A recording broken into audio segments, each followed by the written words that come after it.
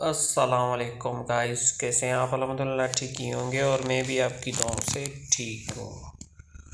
आज दो बाज कबूतर का शौक़ करेंगे हम। ये दो बाज कबूतर है। मैंने कहा चलो दोस्तों के साथ शेयर करते हैं आज दो बाज कबूतर।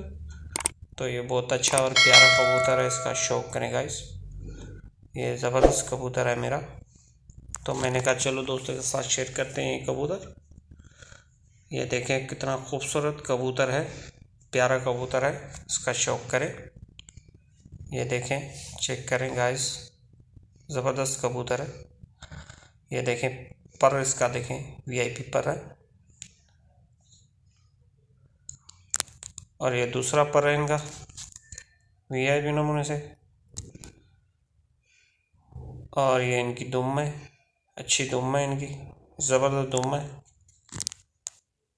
और इसके पंजे देखेंगे, ये पंजे इसके खुश्क पंजे हैं, ज़बरदस्त पंजे हैं इनके। तो ये देखें, ये दो बाज कबूतर हड्डी पंजोड़ वीआईपी नमूने से।